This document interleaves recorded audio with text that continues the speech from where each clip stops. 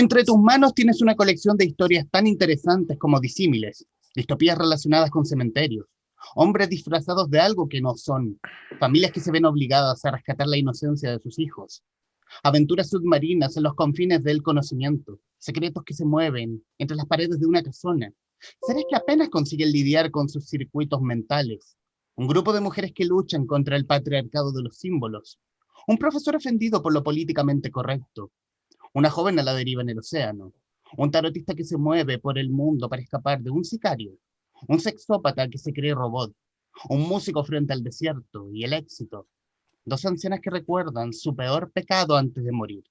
Y aquí les doy la bienvenida a otro capítulo del Traficantes de Cultura para hoy hablar de precisamente lo mejor de la ficción contemporánea chilena reunida en Matapiojos, editado por Aurea Ediciones. Y aquí tenemos por lo menos a cuatro de los integrantes de esta selecta antología de cuentos, editada por los amigos de Aurea. Por un lado, todos amigos de la casa, en todo caso, quienes ya han participado en ciclos anteriores de esta conversación llamada Traficantes de Cultura. Por un lado, la escritora, editora y la superwoman de Ediciones del Gato, Lilian Florejerra. Lilian, bienvenida. Muchas gracias. El superhombre, el superhombre también, don Roberto Fuentes, escritor, el superhombre y versátil Roberto Fuentes. Bienvenido. También uno de los hombres fuertes de Aurea Ediciones, don Martín Muñoz Kaiser. Don Martín, bienvenido. Insertar aplausos. Lo pondremos en la postproducción. Y también autor de esta antología y también compilador y también el hombre de la idea detrás de Matapiojos y de este nuevo sello de Aurea, don Aldo Berríos. Aldo, bienvenido. Hola Humberto, mucho gusto. Aquí yo quiero, antes de comenzar a desgranar parte de algunos de los cuentos que están contenidos, de los que son autores cada uno de ustedes, quiero irme a la idea. Y aquí comenzar con Aldo. ¿Cómo nace Matapiojos? ¿Cómo nace la idea de reclutar a todo este grupo selecto de pro hombres y pro mujeres en pos de una antología para el sello de Aurea? Bueno, hoy, como pasa el tiempo, hace poquito más de un año, con Martín estuvimos conversando un poco que teníamos ganas de armar algo original, interesante y fresco, relacionado con lo que eran los escritores de cuentos y cuáles eran las temáticas que estaban abordando hoy por hoy. En ese sentido, nosotros hicimos todo un trabajo, estuvimos como decías tú, reclutando gente, buscando. Siempre intentamos, por eso agradecemos mucho también la participación de lo que es Lilian, de lo que es Sara Bertrand y la Caro Brown, porque nosotros siempre intentamos que esto fuera un 50 y 50, que fueran como 50% hombres y 50% mujeres. Pero nosotros también entendemos que es complicado de repente ofrecer un proyecto casi a ciegas de una editorial independiente. Entonces, en ese sentido, hubo que eso es lo que nosotros agradecemos, un tirarse a la piscina de parte de muchos autores, sin saber, sin entender muy bien para dónde iba el proyecto, eventualmente como atreverse como a juntarse con otros autores, a mostrar su pluma dentro de una antología. Y para nosotros también era el inicio de lo que era el sello nuevo de Aurea, que es Odonata, que es un sello netamente literario. Claro, porque Se me cayeron los libros, perdón.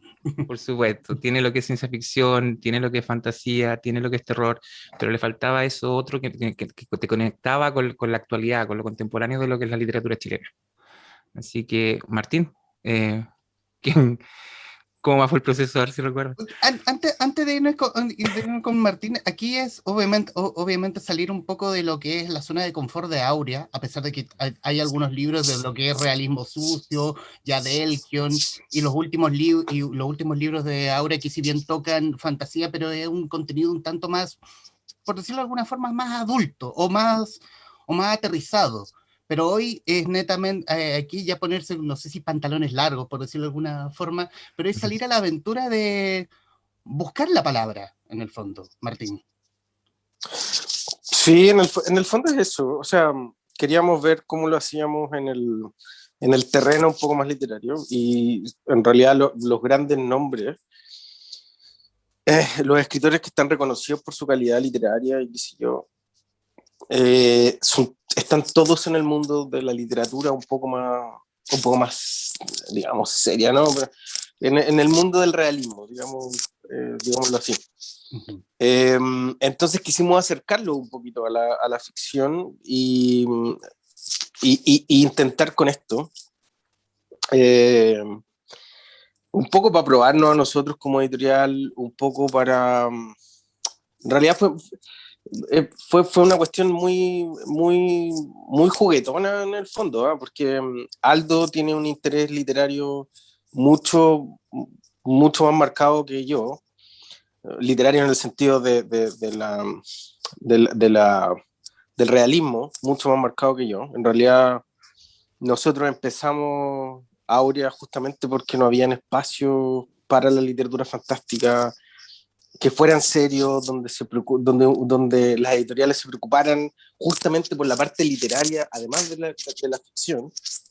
Entonces, y Aldo me dice, estamos, no sé, llegamos como por el cuarto café, con muchos cigarros, y me dice, oye, pero hagamos, creo que le mostré un dibujo del podríamos hacer un sello nuevo, me estaba conversando Aldo, y podríamos, sí, mira, este podría ser el sello. Entonces yo dibujé el sello Donata que está atrás, que era un matapiojo o una libélula.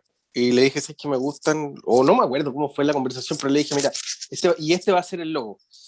Entonces, en esas conversaciones que tú no sabías de quién era la idea, porque salió en medio de la conversación, me dice, ¿sabes que podríamos hacer esto? Le dije, ya, ok, hagámoslo 50, que sean 50% hombres, 50% mujeres, y tratemos de publicar a los mejores escritores chilenos de este momento. Obviamente salimos a buscar, no todos dijeron que sí, algunos aceptaron, otros no, pero fue bien lúdico, en verdad. El tema fue, mira, ¿por qué no hacemos esto? Oye, sí, que sí, ahora, hagámoslo. Así de simple, en realidad. Bueno, hablemos de cómo fue el proceso de la captación de escritores, de pensadores, y quiero comenzar con Roberto, autor de Un cyborg en la cama. Roberto, cómo fue esa conversación? ¿Cómo fue que te engatusó este par de personas? No. ¿Cómo fue la conversación para poder unirte a esta antología? No, fue bastante fácil porque en el fondo yo también ayudé a engatusar. Yo también ayudé como que me subí al tiro al tren del proyecto y empecé a escribirle a amigos. Ahora, para que se entienda bien, muchos no pudieron porque no tenían como un texto así como listo, ya, ¿no? Exacto, No es exacto. una cosa de sacar un día para otro. Así. Hay autores que, como dice, como una vez decía Fouquet, que una vez lo invité a una antología y no podía, que me decía, estoy seco, ¿sí? Y había ocupado todo, así, todo, no tenía un cuento en el fondo. Pero el interés siempre estuvo de todo, o sea, en realidad creo yo que la onda que hay entre los escritores chilenos, independiente del género que cultivan y todo lo demás, es súper buena y son súper generosos en este tipo de iniciativas.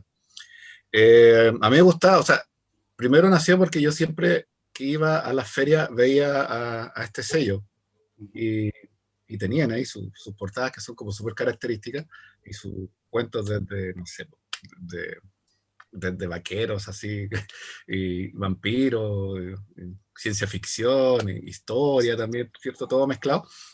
Y siempre me llamó la atención una vez, parece que se los comenté, pero una vez que fui a Perú, una feria de un libro, pucha, habían como 10 áureas, muy parecidas, 10 están muy parecidos, y aquí solamente yo veía áureas.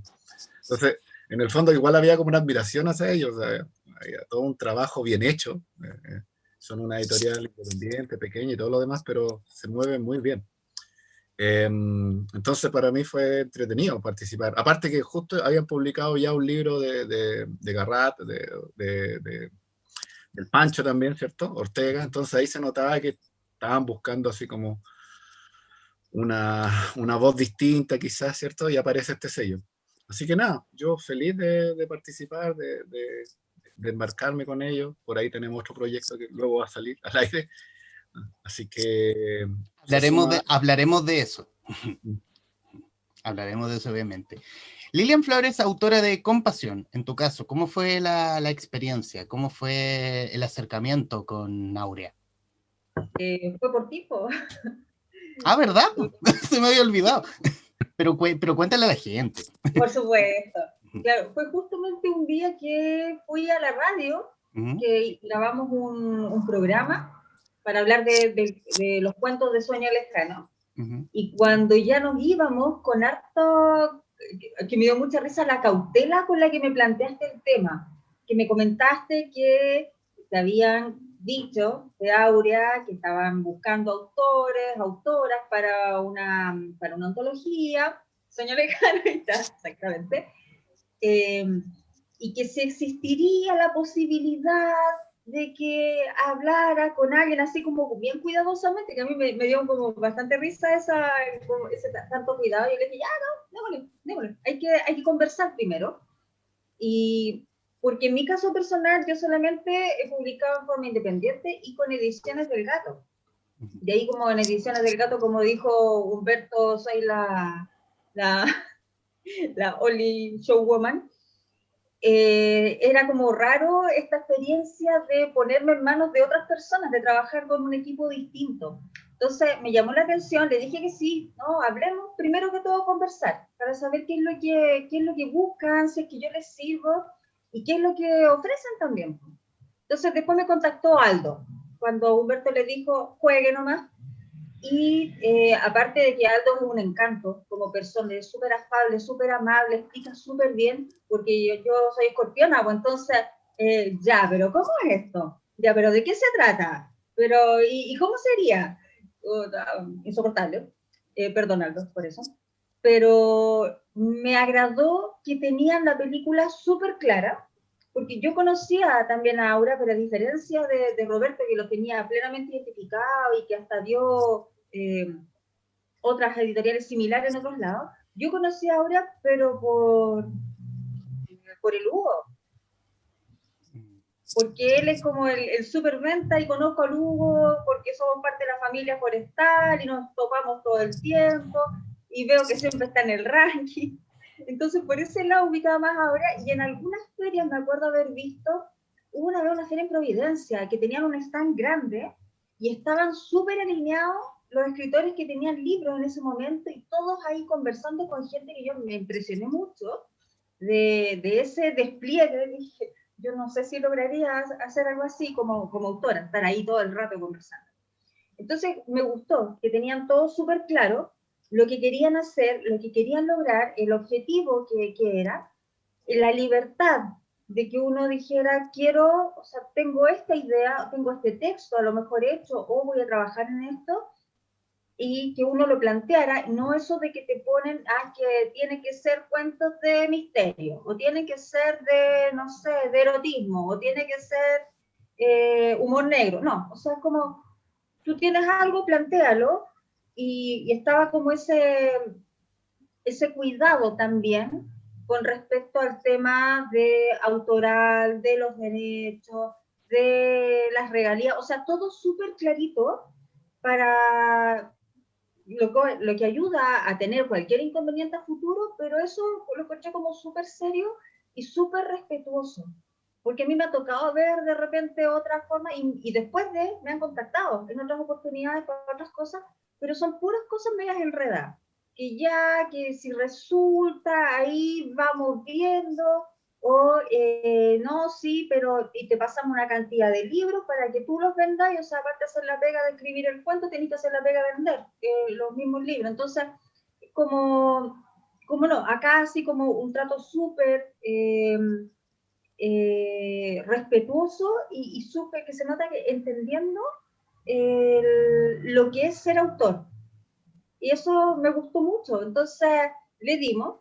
Yo le comenté a Aldo que tenía una idea que venía masticando hacía rato para un cuento, entonces que lo iba a trabajar y que se los iba a mandar. Claros con la fecha, o sea, tenía un tiempo suficiente para poder trabajarlo, porque en otros lados ya, pero tenés que mandarlo la otra semana. Y como, no, con una semana no tenemos un cuento. Y cuando ya se lo mandé también, o sea, yo le pedí pesado, ya, pero si van a proponer un cambio, me tienes que preguntar primero, porque yo soy editora también en Ediciones del Gato, pues entonces me ha pasado de repente de gente que yo les mando un cambio y como que me dicen, me hacen una corrección y la corrección está incorrecta, entonces como que uno se pone medio saltona. Y no, el Aldo fue súper como cabezón para mostrarme cuando yo estaba quizá equivocada en una cosa así, mira, por esto, esto y esto, lo que tú estás diciendo no está bien. Ah, tenés razón, ya dale nomás. Y las cosas que yo le pedía de mantener, o sea, todo el rato muy afable, muy amable y muy conocedor. Entonces, toda la experiencia fue súper grata. Así que, no, re contenta. Por eso a cada rato ves que veo que hacen cualquier publicación del Matapiojo y al tiro me cuelgo, vamos poniendo. Siempre estoy subiendo, yo estoy ahí. Porque sí, hasta el momento todo súper bien. Respecto de lo cuidadoso, y tenía que ser cuidadoso si el proyecto no es mío. Yo como sugerí, hoy podrían hacer algo. Y ahí yo dejé que, como tú me diste el pase, yo le dije a Aldo, juegue. Es como la cosa estaba hecha. Y quiero irme con Aldo. Aldo, ¿y aquí cómo fue el trabajo con cada uno de los escritores? ¿Hubo un trabajo de edición fuerte? O sobre todo, y aquí vamos a referirnos en el caso de los que están presentes acá en esta sala de grabación. ¿Cómo fue el trabajo, por ejemplo, trabajar con Roberto en el cuento en cuestión? Trabajar con todas las personas fue súper distinto porque todos los autores tienen necesidades diferentes. Entonces, por ejemplo, en el caso de Roberto, nosotros igual nos veníamos conociendo de antes. Me parece que nos habíamos conocido una vez que estaba en una revista online donde lo había estado trabajando lo que era un cuento de él. Entonces nos conocíamos de antes. Había un respeto mutuo, tanto de mi parte como hacia él como autor y viceversa.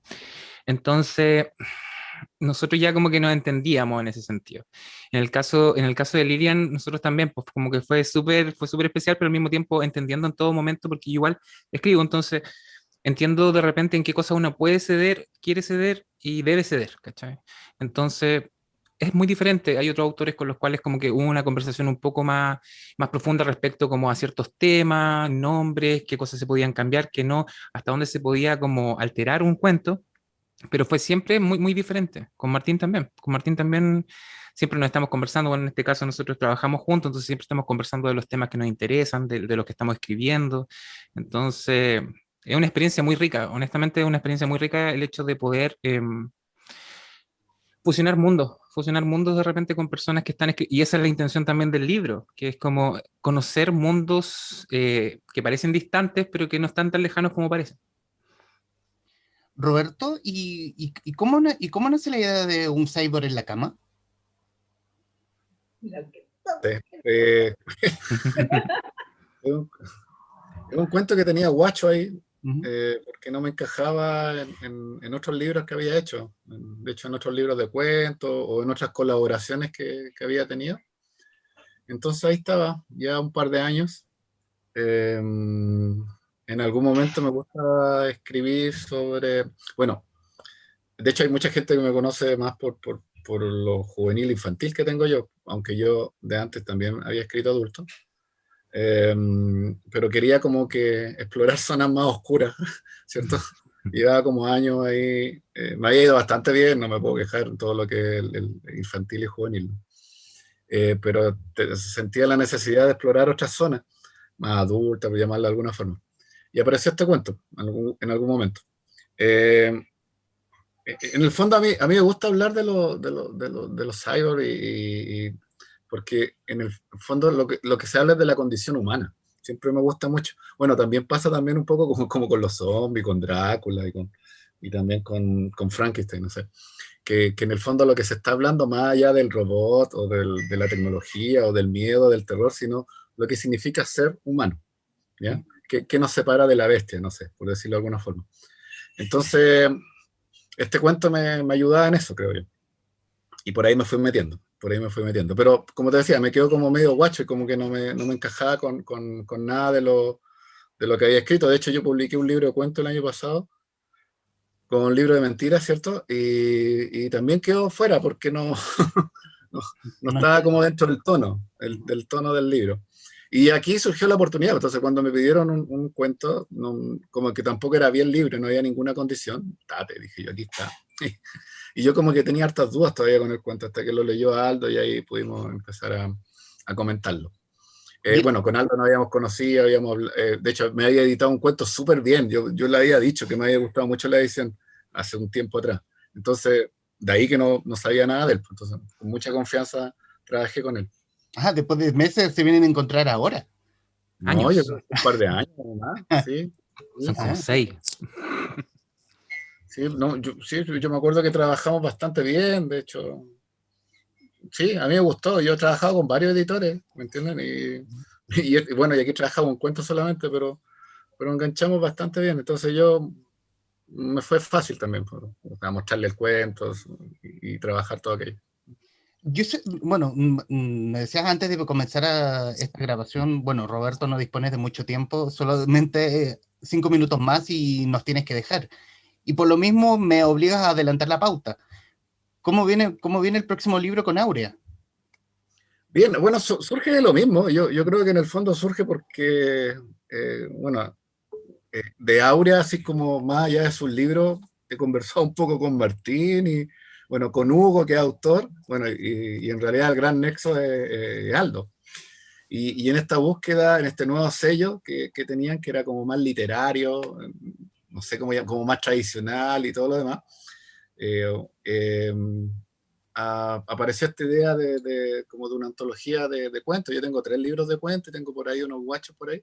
Entonces ahí Aldo fue como el antologador y hicimos ¿cómo le llaman? Un brevario, en ese sería. Un breviario, sí, sí, sí. Claro, él seleccionó los cuentos y hicimos un brevario de mi obra, de lo que es cuentística, que son 3 libros, ¿cierto? Más uno que otro por ahí que publicaba en revistas y cosas así. Así que yo feliz, pues, yo feliz. O sea, para mí es como, casi como, me siento casi como homenajeado por los chiquillos. Y ellos eligieron los cuentos, de ahí los trabajamos, y es un libro que va a salir ahora, pues, en 2 semanas más, justo 2 semanas más, creo. ¿Cierto? El 30, me parece, porque vamos a hacer algo. Eh, Actualmente está en preventa, no, creo ¿no? que no sé. No. Sale a Eh, fin de mes. A fin de mes se lanza, así que la próxima semana debería salir a preventa. Sí. En el fondo es una antología de mis cuentos y yo feliz con esto. Es entretenido igual hacerla porque en el fondo también como que tus cuentos se van perdiendo así, en el tiempo. Y es una forma también como de recuperarlo. Darle una Así segunda que, vida. claro, y encaja dentro de este nuevo sello, ¿cierto? Que ellos están buscando. Así que bien, pues, así que puedo ser la punta de lanza y de repente ahí vienen otros autores también y se puede hacer algo parecido. Excelente, excelente. Excelente. Y en el caso tuyo, Lilian, ¿cómo fue la idea de Compasión? Está inspirado Ujú, en una experiencia medio trágica, real, que yo viví el año 2018. ujú. Que fue cuando estaba en pleno trabajo de escritura de la novela Capelo, y me acuerdo porque fue como un quiebre bien fuerte, que me atropellaron a uno de los gatos que yo tenía. Yo tenía 2 gatos y mi perra, y había uno que era un gato feral que yo había adoptado, y el gato, bueno, era más callejero, y me lo atropellaron un día. Y fue como un poco trágico porque yo venía llegando del lanzamiento de un libro que habíamos sacado con Ediciones del Gato. Paré el auto al frente para entrarlo y me topo con una bolsa con el gato muerto aquí afuera de la casa. Que mi primera reacción, aparte del espanto de ver esto, era como que alguien me había envenenado el gato y me lo habían venido a tirar a la puerta. O sea, como esa sensación, así como de ese miedo de que alguien te está tratando de hacer algún tipo de daño. Y aparte de todo el llanterío y la histeria que puede generar el hecho de que encontrarte a tu mascota muerta ahí mismo.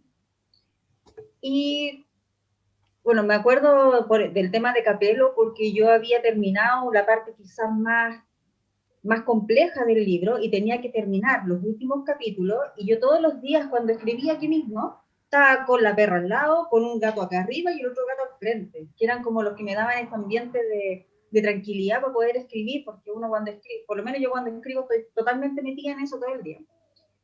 y me quedé sin uno de los acompañantes. ¿Cómo retomaba ese hilo? ¿Cómo le daba? O sea, fue como súper difícil. Más o menos como un mes después, me enteré de la otra parte de la historia, de qué había pasado realmente con el gato, de que no lo habían envenenado y nadie me lo había venido a tirar acá como un gesto de amenaza, sino que al gato lo habían atropellado, y un niño que era sobrino de una amiga mía que vivía, no sé, a la vuelta, él lo recogió, lo llevó a su casa, lo limpió, lo acunó y quería enterrarlo en el patio de su casa para que el gatito no quedara botado en la calle. Y esto me lo contó la mamá, porque después ellos se enteraron de que el gato era mío. O sea, tuvieron la certeza, porque sabían que yo tenía 2 gatos, sabían que podía ser uno de mis gatos porque el gato lo habían encontrado aquí afuera de la casa. Entonces ella, cuando lo encontró al hijo en esta situación, le planteó que mejor trajeran al gato para que así yo lo encontrara y no me volviera loca buscándolo por todo el barrio y que mi gato nunca más apareció.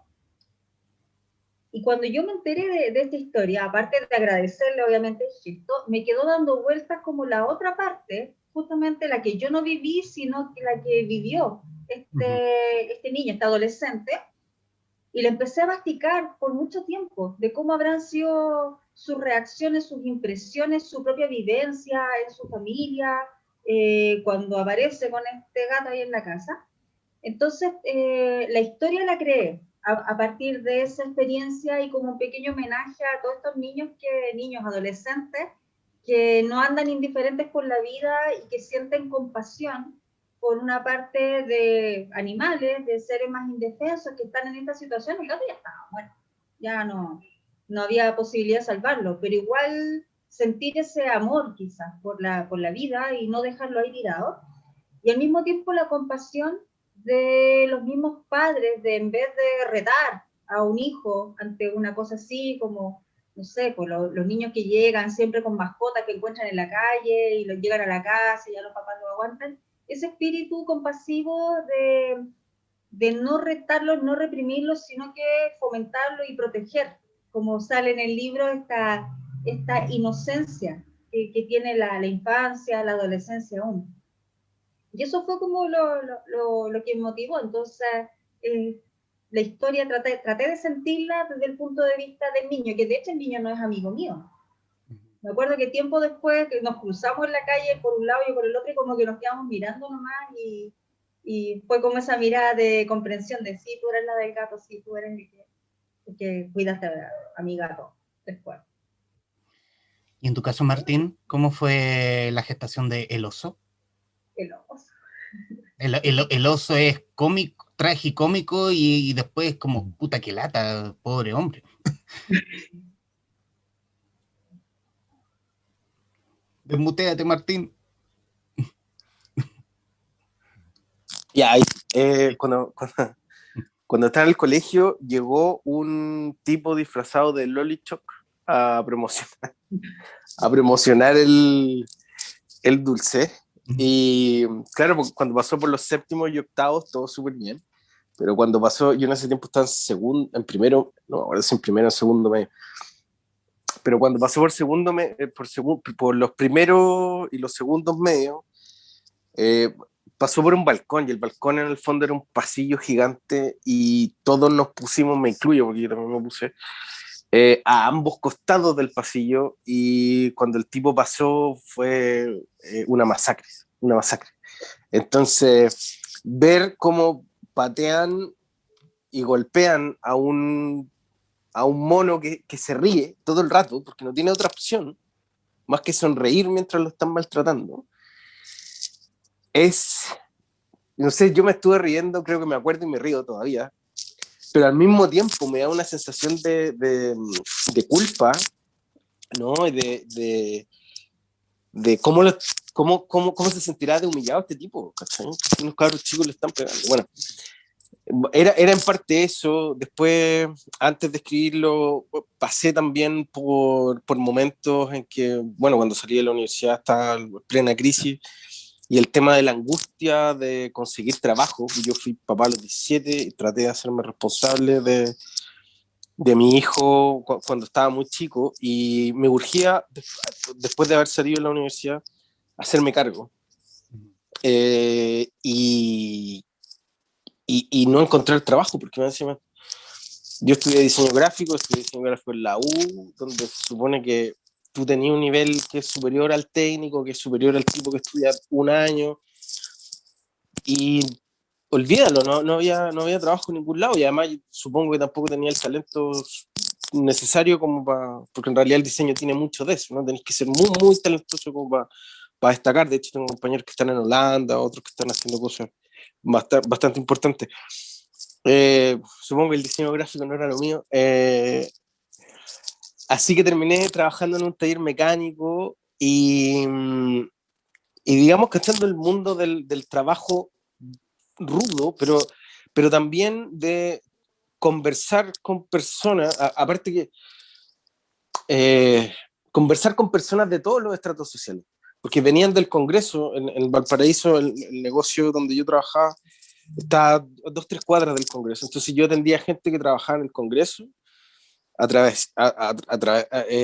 atendía gente que traían sus vehículos que eran de los bajos fondos, tal cual, gente de clase media, gente más o menos pobre, de todo, de todo, de todo, de todo. Entonces, en el fondo, el oso es una muestra un poco de lo que yo viví, y lo que quería mostrar, porque siempre teniendo esta conexión con el mundo intelectual, era cuál es la desconexión que tenemos entre el mundo real, el mundo del tipo, que lo único que quiere es un trabajo para poder comer pan con mantequilla a la 11, en comparación con un tipo que está en internet, en su iPhone, defendiendo a los animales y diciendo que los animales son personas.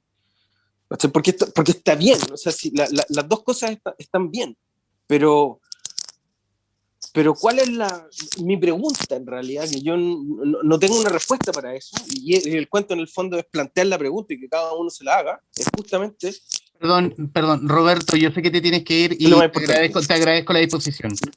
Oye, sí, me tengo que ir ahora. El cuento de Martín nos llevó al estallido social, si alguien lo leyó. Si- o si no si no he leído estallido social, si lo leen ahora no hubiese llevado. Ahí, ahí, Me calza perfecto el cuento de Martín. sí, calza perfecto. Así que esas son mis palabras de despedida. Así que suerte, nos vemos. Chao, Roberto. Gracias, Roberto. Muchas gracias. Ahora sí, Martín. Ya, sí, bueno, el tema es esa angustia, ¿no? Esa angustia por, por no saber qué es lo más importante, porque tú como persona que trata de ser honesta, cuando te metís con la gente que está más abajo, te van a tratar mal y te van a tratar de pollo. Con los que están, las personas, entre comillas, que están más o menos en tu misma situación, no les importa, en verdad. Te pueden escuchar y todo el tema, pero no les importa. Y las personas que están más arriba hacen de tu situación un show. Y tampoco les importa. Entonces, uno tiene una sensación como trabajador, de que en realidad no le importa a nadie y que todos te van a cagar, que pueden cagarte. Y esa sensación es como que estamos todos mirándonos todo el rato el ombligo. Y viví varias situaciones desesperantes para mí, y eso lo quise colocar, bueno, junto con todas estas otras cosas, ¿no? Lo quise colocar en el cuento. Y en tu caso, Aldo, ¿nunca corres con tijeras? ¿Cómo se gesta ese cuento? Oye, igual es un cuento un poco depre, pero es bonito, me gusta. Eh, es un cuento que habla mucho sobre la infancia, es un cuento que habla mucho sobre la infancia, sobre las dinámicas de poder. Te presenta una familia acomodada, me parece que en Italia, en donde es un poco más atemporal en el sentido de que pareciera que es un cuento antiguo. Es decir, está esa dinámica de poder entre la nana, con la hija, con la esposa, con el marido. Se tocan los temas como el machismo, porque en realidad la mujer es muy vista como objeto. Se toca el tema también de lo femenino, que entra en esa dinámica como el machismo, porque hay una competencia por convertirse en ese objeto, y está entre medio de esto, está como la única luz que es para mí, que es el tema del recuerdo, de la infancia, de una niña que se le obliga a crecer a la fuerza, y eventualmente decide como liberarse de eso, porque no quiere convertirse en lo que son todos en ese momento. Y me parece que lo había conversado en algún momento. El final del cuento para mí decide o plantea que si muere o no la inocencia después de descubrir todas estas cosas, lo que es el mundo de los adultos, lo que son las mentiras, las traiciones, todo lo que hay debajo en una familia, lo que no se dice. Ujú. Ujú.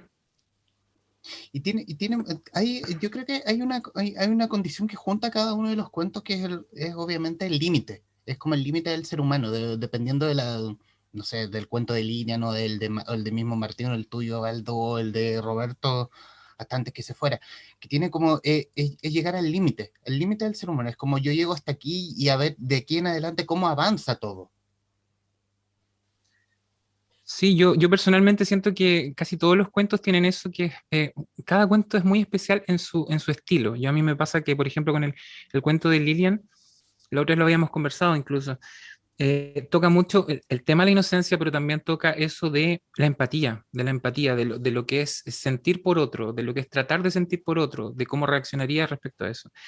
En el caso del Martín también hay una cosa como muy de crítica social, pero también de crítica humana, de cómo son las personas, de cómo se comportan, de cómo cambian y de cómo los terminan transformando en algo que no necesariamente son.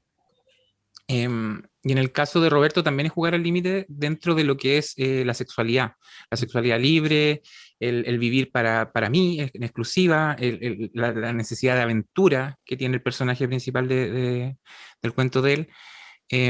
Sí, siento que todos los cuentos juegan como muy al límite, como dices tú, pero también tienen características que lo hacen muy especiales. Como que siento yo que incluso hay personas que plantearon ejercicios. De repente no eran como un tema que les acomodaba, pero hicieron ejercicios. Me pasó, por ejemplo, con el cuento de Felipe Reyes. Son personas que quisieron como probar con un estilo que a lo mejor no era el propio, y tratar de contar una historia. Pues al final se trata de eso, de contar una historia. Lilian. Es que justamente yo creo, y eso lo he conversado en estos últimos días con algunas de las autoras con las que estamos trabajando en Ediciones Reina, es qué te mueve a escribir, no solamente a escribir, porque uno puede tener la pulsión. Yo no soy de ese tipo de escritor, pero muchos tienen la pulsión de vaciarse en el papel, de tener el rollo, la idea y tirarla hacia afuera. ¿Y qué es lo que te diferencia eso de un cuento? ¿Cuándo eso puede llegar a ser un cuento?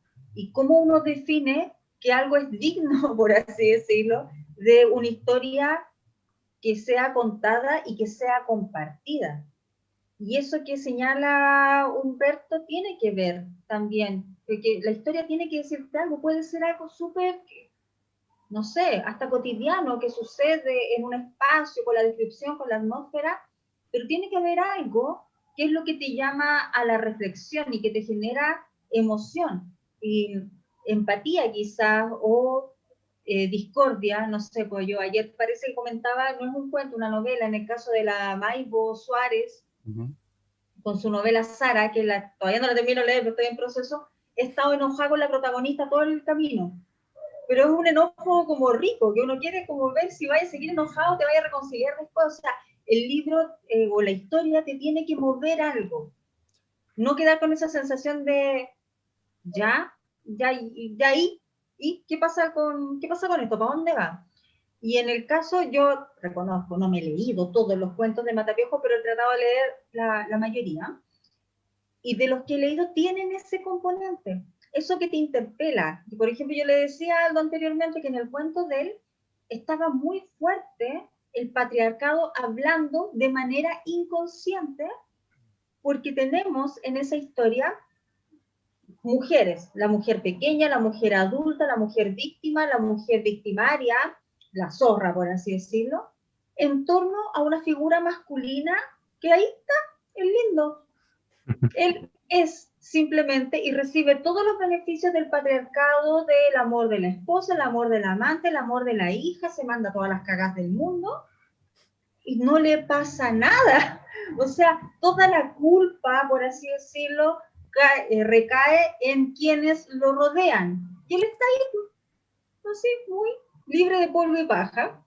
En el caso del cuento de Martín, me pasaba eso que yo estaba indignada todo el rato.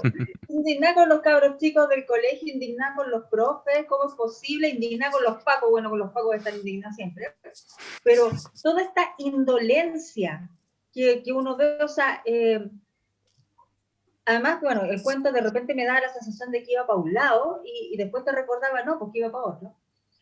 Pero te pone a prueba esa indolencia que todos podemos llegar a sentir en alguna situación. De hecho, me llamó la atención un personaje que aparece, que es el que se compadece del cabre y que como que lo apaña en algún momento, que estoy segura que te inspiraste en un personaje que yo he visto, en Providencia, el señor este de... Él estaba en Maipú antes. Claro, y yo lo he visto Que varias estaba cubierto veces, con bolsas de azúcar. Sí. y lo he visto un par de veces, y es como seres así nos generan indolencia, nos generan rechazo, pero siempre nos mantenemos como a distancia. Y yo me estaba acordando, justo antes de leer tu cuento, del caso hace unos días en Quilpué, que grabaron a un cabro que se fijó que una señora desde que vive en la calle no tenía calcetines, y le compró unos calcetines y se los puso. De estos calcetines que uno usa aquí dentro de la casa.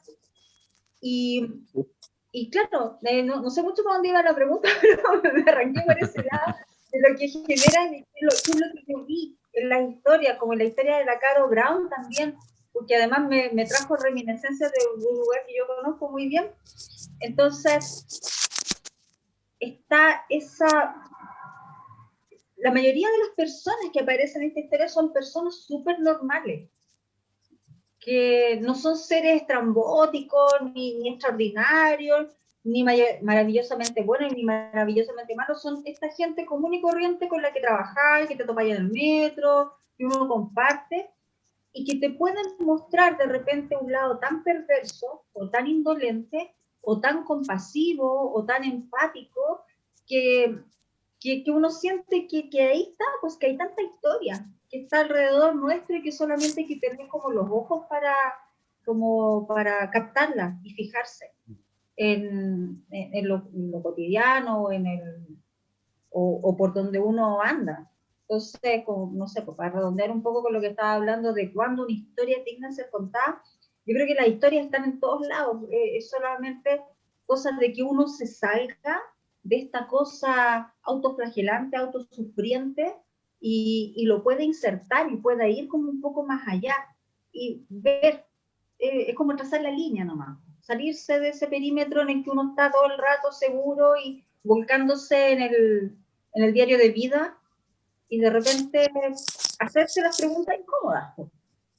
¿Ya? ¿Y por qué? ¿Y por qué reacciona así? En el caso, no sé, pues de compasión de este niño que reacciona así frente a la muerte de un animal. ¿Y por qué lo hace? Al niño le preocupa, junto con su madre, primero le preocupa que este animal quede ahí tirado porque no soporta cómo se dio la situación, no puede ser indiferente ante esta situación. Y después está la pregunta de la persona que va a resentir la ausencia de su animal y no va a saber qué pasó. Y el querer estar ahí para asegurarse de que esa persona sepa. Entonces, todo ese planteamiento, hay algo como rico ahí que podemos descubrir en distintas historias, en distintas personas. O sea, está la persona más aparentemente normal y común, a ojos así, mirada por encima, puede tener algo medio, no sé, algo llamativo, una historia para contar, pues, más allá de la historia tradicional que uno quiere saber. Pues, una persona nació, creció, vivió, trabajó, tuvo hijos, fue feliz, lo que hicieron, se murió. Martín. No, creo que la línea tiene razón. De hecho, el otro día con el Aldo estábamos conversando acerca de esto mismo, del tema que en realidad para ser un buen escritor tienes que ser súper empático, y eso tiene una carga emocional súper heavy. Entonces estábamos hablando, no sé si era la Pizarnik, era un cuento de la Pizarnik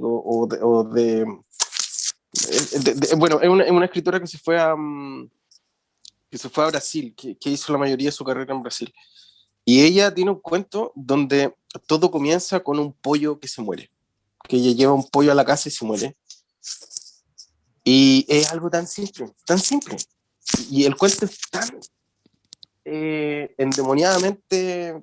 Tú querés saber, es tan simple, que tú querés saber por qué es tan importante la muerte del pollo, po, para ella, ¿cachai?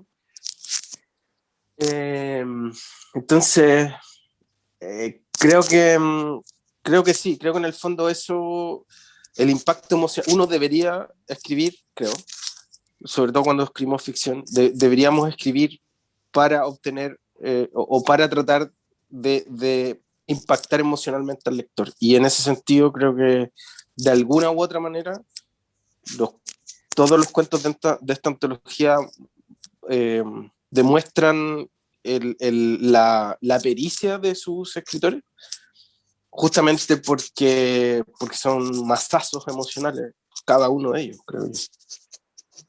Oye, Martín, y ya finalizando esta grabación y o por lo menos por ser el representante de Áurea, institucionalmente hablando, no dejando al escritor de lado, ¿qué sensación deja Matapiojos en este nuevo sello, en este sello, comillas, más literario duro, por decirlo de alguna forma?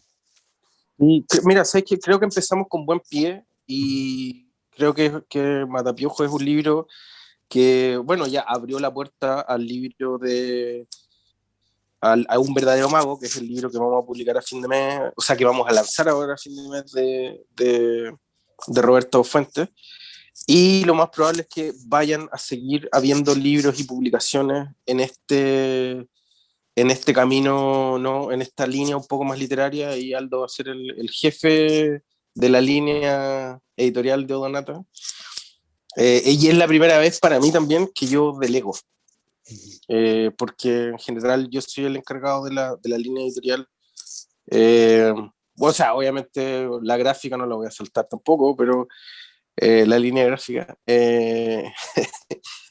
Pero sí es entretenido ver como un amigo mío, como una persona que tiene mucho talento como Aldo, o sea, más allá de que sea amigo mío, lo estoy dejando que juegue.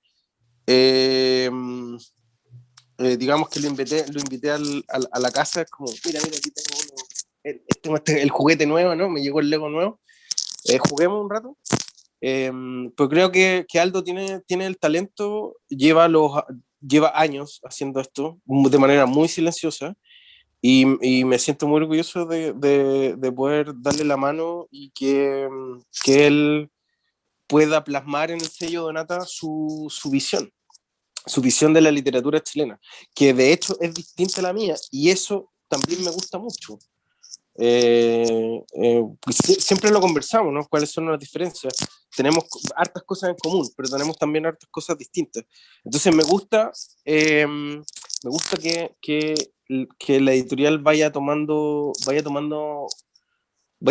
cuerpo de a poco. Han sido 4 años de trabajo súper intenso, y la verdad es que Odonata es una de las pequeñas florcitas dentro de todo lo que hacemos, que me hace sentir muy orgulloso y me hace creer que la editorial va a tener una vida más allá de esta lucha constante que es solamente publicar fantasía, que en algún momento yo sé que se va a demorar más en florecer, pero en algún momento sé que con la fantasía vamos a sentar un precedente en la literatura chilena. No sé. Dylan, y en tu caso las sensaciones, ya con la publicación, ya con esta antología lista. En el caso mío, yo siento que toda lectura hay un diálogo. Y eso estoy súper de acuerdo con lo que decía Lilian. Hay un diálogo con lo que uno lee. Y siento que está como muy metido en la cabeza de la gente que uno tiene que leer o buscar los libros que te dicen lo que tú quieres encontrar en ellos. Entonces, en ese sentido, a mí me gusta que no pase eso. Que de repente uno se encuentre con cosas que te incomodan, que se encuentre con cosas que no van de la mano con cómo sería yo en tal situación, que tomaría otra decisión o lo que sea. Porque te abre a conocer otras personalidades, otros mundos, o te hace salir un poco de tu metro cuadrado. Entonces, en ese sentido, para mí, el Matapiojos es eso.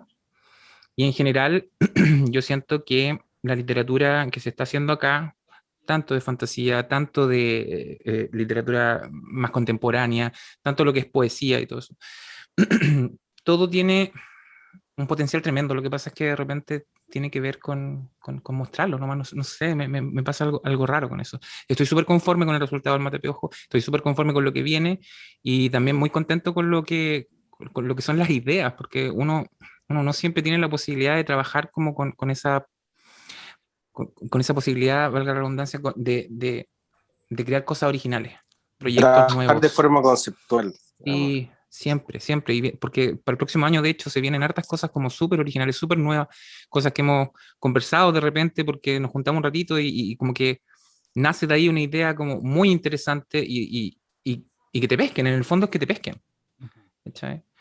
Porque hay muchas ideas que quedan botadas en el camino por el hecho de que o no parezca viable, o que es como muy conceptual, o que es como, ¿me entiendes? Entonces nunca alcanzan a nacer esas cosas.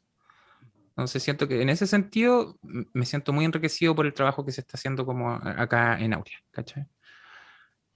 Lilian, tu caso con el trabajo hecho en esta antología, ¿cuáles son tus sensaciones?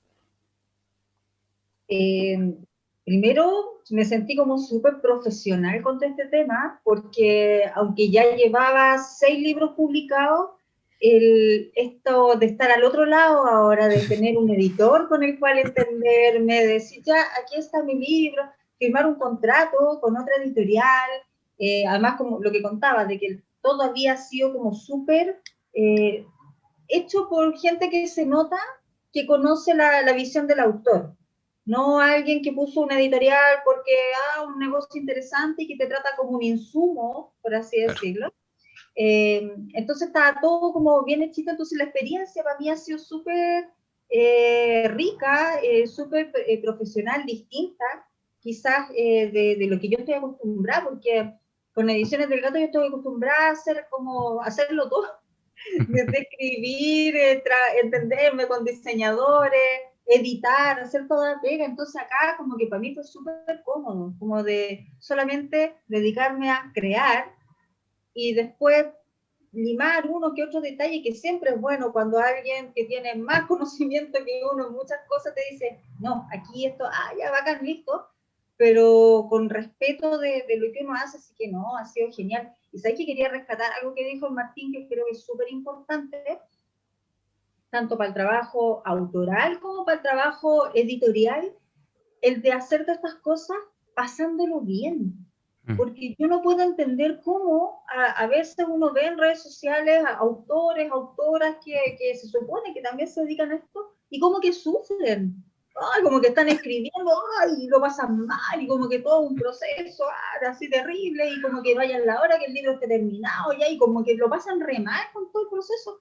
Y no puede ser, o sea, si esto es lo que uno ama hacer, ¿cómo lo vaya a pasar mal? Tenés que pasarlo bien en todo, creando la idea, dándole vuelta en tu cabeza, escribiéndola, y si la experiencia de la publicación, de la edición es buena también, o sea, todo el proceso es un agrado y es un deleite. Y en este caso a mí me pasó por todos esos lados, o sea, pensar la historia fue rico, escribirla, el trabajo con Aldo fue súper llano, fue agradable, fue rico, y después el ver cómo la editorial se encarga de ver la parte de promoción, organizar el lanzamiento, y uno comparte nomás, no tiene toda la carga de pega encima.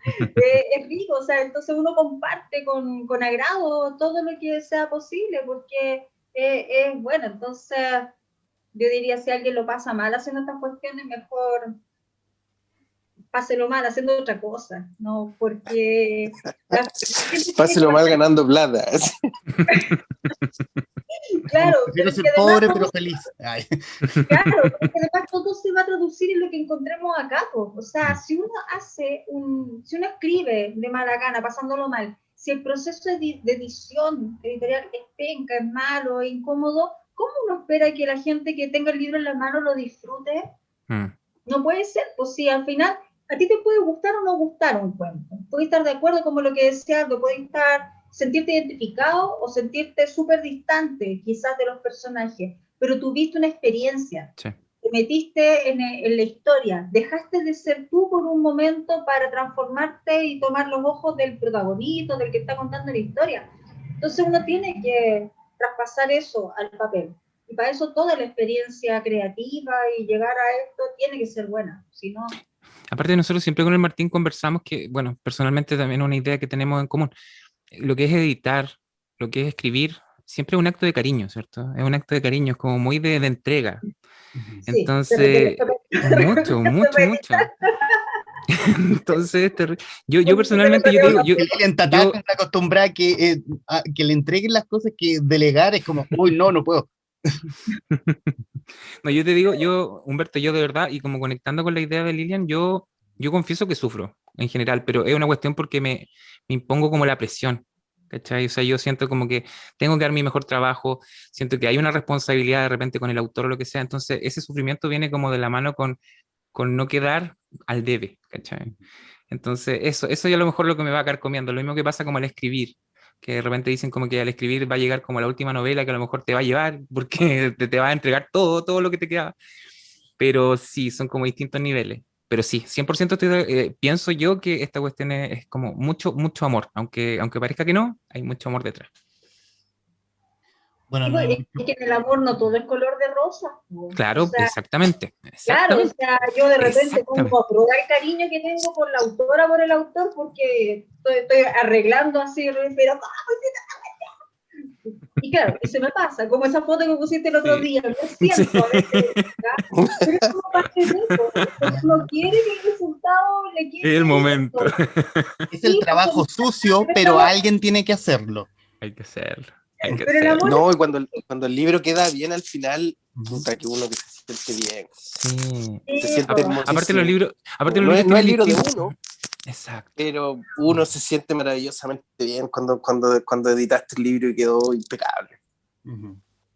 Aparte hay sí, personas, hay distintas no sé, necesidades para los libros, porque por ejemplo hay personas que son más nuevas escribiendo y tienen necesidades de un tipo, y después tienen a personas que escriben muy bien y tienen necesidades de otro tipo, entonces tú como que tratas de darle lo que necesita el libro, entonces esa presión yo siento que de repente como que, claro, lo que dice Lilian, hay momentos en que uno, amor y odio, amor y odio, pero siempre gana el amor.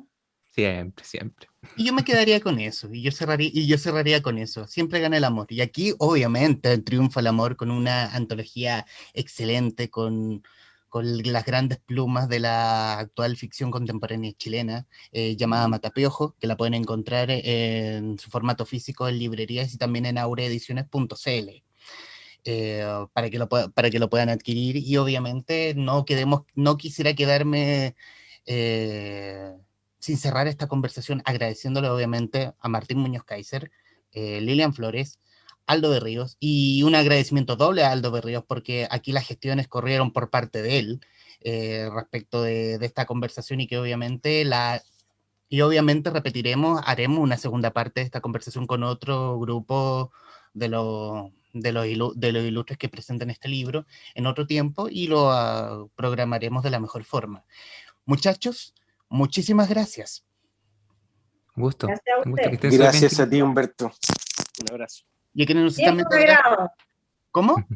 siempre fue un agrado estas Así conversaciones. es. Muchas gracias a ustedes y a quienes nos están viendo. Gracias y nos veremos en cualquier momento. Adiós.